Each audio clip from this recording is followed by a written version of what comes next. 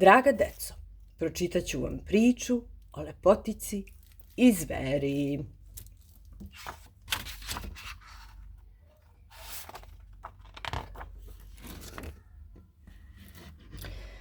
Nekada davno, pre mnogo godina, u prelepom zamku živeo je mladi princ.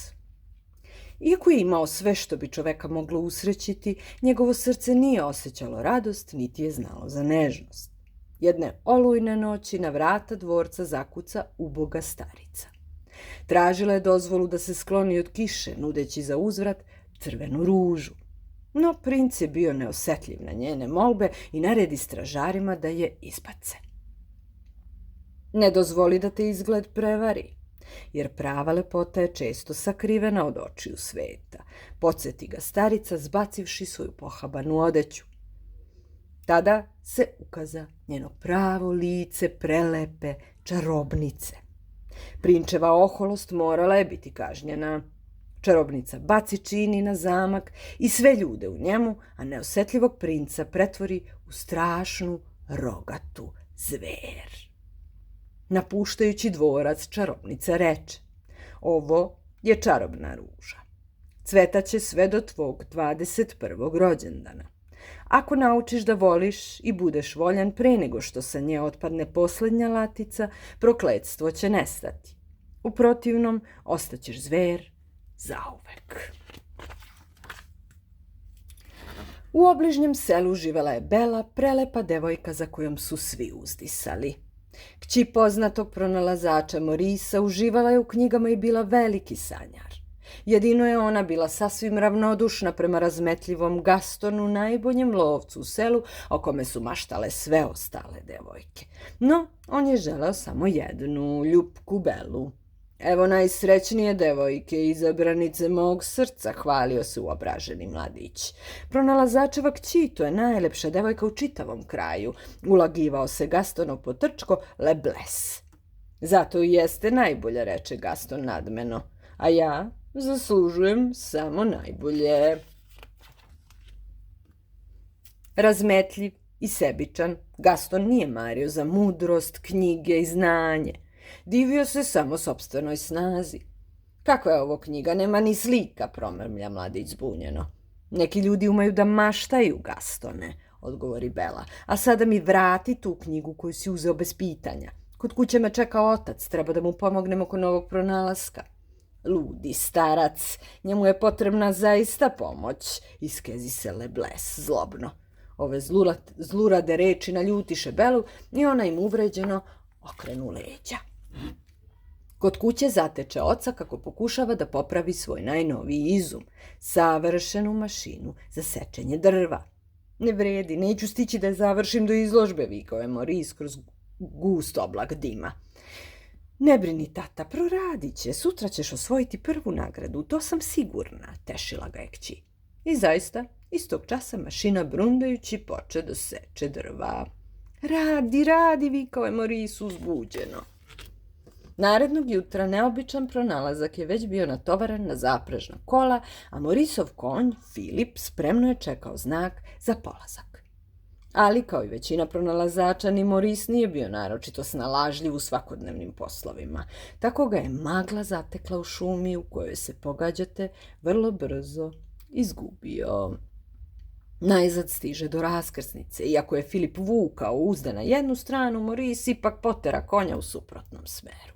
Zašavši duboko u šumu, on jasno začu zavijanje vukova. Pokušavajući da umiri preplašenog konja, Moris izgubi ravnotežu i pade s kola. Ošamućen od udarca, zbunjeno je gledao za Filipom, koji je bežao u galopu. Zavijanje vukova bilo je sve glasnije. Spasavajući goli život, on potrča koliko ga noge nose. Odjednom u daljini ugleda kapiju i pojuri ka njoj. Dozivao je upomoć, ali uzalud. Uplašen i iscrpljen, najzad snažno odgurnu vrata i ona se otvoriše. Bio je spasen. Kapija je vodila ka zamku koji je delovao napušteno, pa Moris pomisli da u njemu potraži utočište. On bojažljivo odškrinu vrata zamka. Ima li koga, upita. Zalutao sam i treba mi prenoćište. ali nigde nije bilo žive duše. Čulo se samo neko neobično šaputanje. U sobi nije bilo nikoga osim svećnjaka i sata. Dobroveče, gospodine, obrati se svećnjak preneraženom gostu. Neverovatno! Predmeti koji govore. Bili su to sad Zupčanko i svećnjak Svetiljko. Želeći da ugoste neočekivanog posetioca, povedoše ga u raskošni salon i smestiše u udobnu fotelju kraj toplog kamina. Ali tada se začu neka divlja rika od koje sirotog Morisa spopade jeza. Bila je to zver. Ko si ti, zagrme čudovište. Gospodaru, dozvolite da objasnim, mucao je Svetiljko. Gospodin se izgubio u šumi, ali zver nastavi negostoljubivim tonom. Znači, došao si da vidiš kako izgledam, ti radoznali uljezu. E pa imam ja prenoćište za takve kao što si ti, reče on besno, pa zgrabivši sirotog starca, baci ga u vlažnu tamnicu na vrhu kule. Za to vreme uplašeni konj je najzad stigao u selo vukući za sobom praznu zapregu. Filipe, šta se dogodilo? Gde je tata? Upita Bela uplašeno. Brzo, moramo ga pronaći, uzviknu i uzjahavši konja pojuri u potragu. Prateći Morisove tragove kroz mračnu šumu stigoše do kapije dvorca. Ostavivši konja pred vratima, Bela bojažljivo stupi u zamak. Tata, gde si? Dozivala je uplašeno.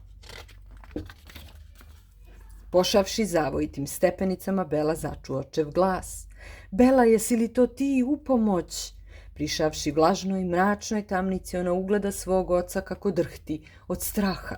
Tata, jesi li dobro? Ko ti ovo učinio? Uzviknu Bela, preneraženo dok ju je ljutnja sve više obuzimala. Ja, riknu glas iz tame. Kako se usuđuješ da ulaziš u moj dvorac? Napolje, zagrme zver. Savladavši strah, Bela hrabro odgovori. Moj otac je star i bolestan. Molim te, oslobodi ga. Nikad. Ostaće ovde zauvek. Dobio je šta je zaslužio. Ali umreće ako ga ne pustiš. Zadrži mene umjesto njega, preklinjala je devojka. Dobro, dvoumila se zver, ali moraš obećati da ćeš ostati ovde do kraja života. Dajem ti reč, pristade Bela. Dogovoreno, zagrme zver i izbaci uplašenog starca iz dvorca. Iscrpljen i preplašen, Moris jedva stiže do sela. S teškom mukom se doteturao do stare krčme. Ljudi, pomozite, zver je zarobila moju kćer, vikao je, ali Gaston i njegova raspojasana družina ne samo da mu ne poverovaše, već ga počeše ismevati. Ovaj starac je zaista lud, uzviknuše podrugljivo. Ponižen i bespomoćan siroti starac pođe svojoj kući. Za to vreme u začaranom dvorcu Bela je tiho plakala u svojoj sobi, kad iznenada začu nepoznate glasove. Gospodar te poziva na večeru, reče Svetiljko, pa poklonivši se poče predstavljati svoje neobične prijatelje. Uskoro je Bela upoznala Zupčanka, gospođu Čajnić, koja je zaista bila čajnik, njenog sina Krhka, okrnjenu šoljicu za čaj i gospođicu Perušku za brisanje prašine. Nisam gladna, odgovori devojka. Gospodaru, morate biti dobri prema njoj, ona nam je jedina nada, samo ona može skinuti prokletstvo, reče Svetiljko. Biću dobar kad bude pristala da večera sa mnom, zareža zver. Malo strpljenja, gospodaru, uzdahnu gospođa Čajnić. Možda je baš u njenim rukama naša sudbina, ne zaboravite, ostalo nam je vrlo malo vremena. Te večeri, ogladnevši od silnih suza, Bela se krado mišunja iz sobe i pođe u potragu za hranom. Bila je to prava prilika da istraži zamak. Iako je zapadno krilo dvorca bilo jedino zabranjeno mesto, Bela se uputi baš tamo. Ušavši u mračnu odaju, ugleda ružu. Skrivena pod staklenim zvonom, sijela je neobičnom svetlošću. Bela silno požele da dodirne taj nežni cvet kad se iznenada pojavi zver, besno režeći. Šta radiš ovde? Rekao sam ti da ne dolaziš ovamo, zagrme i zgrabi ružu. Uplašena devojka pobeže iz sumorne odaje. Znam da sam obećala da ću zauvek ostati u dvorcu, ali to obećanje ja ne mogu ispuniti. Uzdahnu Bela, trčeći prema kapiji gde ju je još uvek čekao njen verni konj.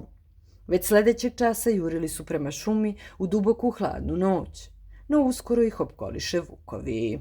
Iskliznuvši iz sedla, Bela pade sa uplašenog konja. Spretno zgrabivši granu, poče mahati njom, pokušavajući da rastera krvoločne zveri. Siroti Filip se borio zajedno sa njom, ali činilo se da im nema spasa. Bela i Filip izgubili su već svaku nadu kad začuše strašnu riku. Bila je to razjarena zver koja je žurila da ih spase. Ali vukovi se nisu lako predavali, ne želeći da se odreknu ukusnog plena, započeše krvavu bitku. Naletali su na zver, ranjavajući je svojim oštrim zubima, ali ih je ona bacala na zemlju sve dok i poslednjeg nije savladala. Bela je sa užasom posmatrala ovaj prizor. A kad se poraženi vukovi kukavički razbežaše, ranjena zver klonu na zemlju. Potpuno iscrpljena, zver se uz Belinu i Filipovu pomoć jedva dotetura do zamka. Ponovo su bili na sigurnom. Zabrinuta Bela previjala je ranjenika. Jao, to boli, gunđala je zver. Ali Bela se nije obazirala na njegovo jadikovanje.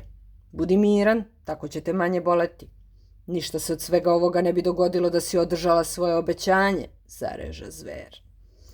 Plašio si me. Moraš malo obuzdati svoju narav, odgovori Bela i stiljivo se osmehnuvši dodade. I hvala ti što si mi spasao život.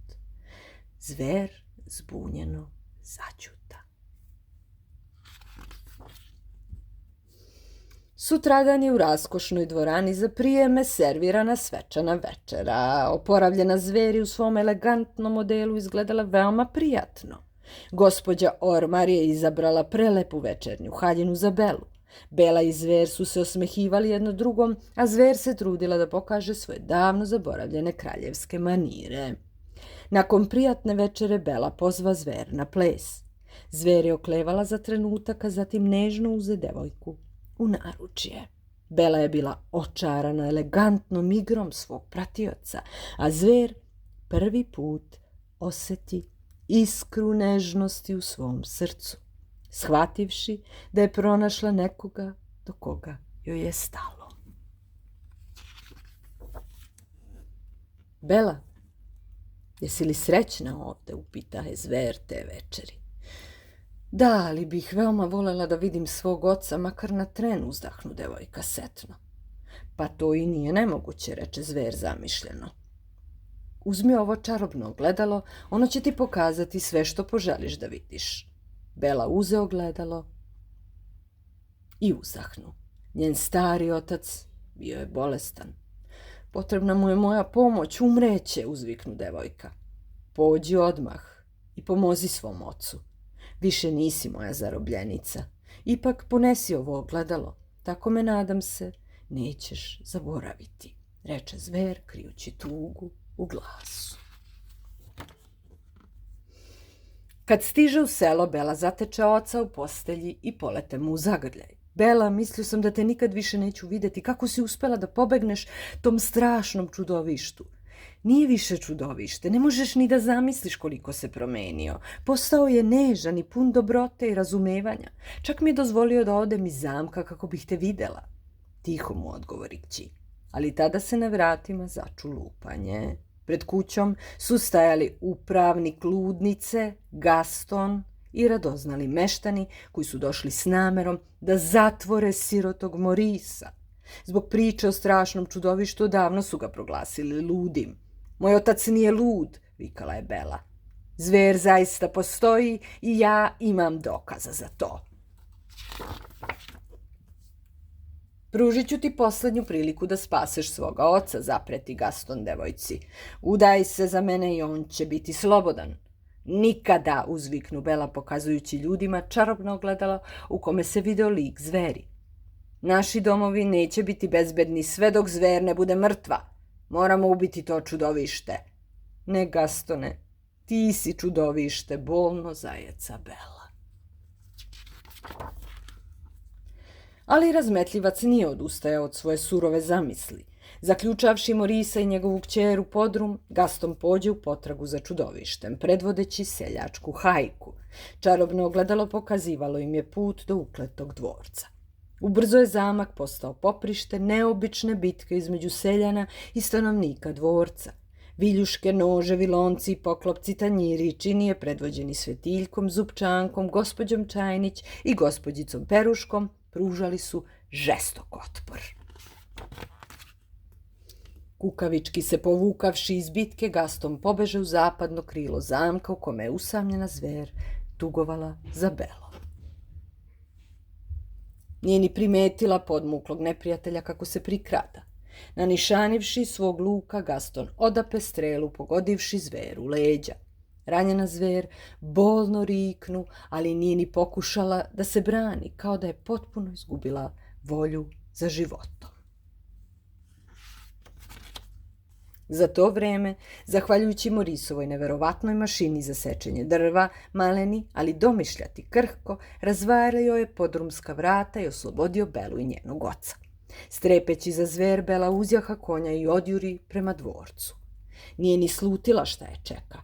Ranjena zver je pognute glave klečala na balkonu, čekajući da joj Gaston zada smrtonosni udarac. Ne, vrisnu devojka, Gastone, stani! Belin zvonki glas povrati u zveri volju za životom. Žestoko uzvraćajući udarce, otpoče nemilosrdnu borbu za život. Uskoro je razmetljivi uljez bio pobeđen. Poštedevši mu život, zver mu dozvoli da napusti dvorac. Bela, vratila si se, uzdahnu zver, pa pođe ka njoj pružajući joj ruku. Ali podmukli Gaston izvadi nož i kukavički napade zver s leđa. Bela zaprepašćeno vrisnu. Izbezumljena od bola, zver preteći pođe prema napadaču. Lica zgrčenog od bola i gneva, zver se primicala mladiću. Nekada razmetljiva, sada snishodljiv i uplašen, Gaston se povlačio pred ranjenom zveri. U jednom času mladić izgubi ravnotežu i okliznuvši se pade s krova u gustu maglu. Jeziv krik prolomi se kroz noć, a zatim se ču samo tiho rominjanje kiše.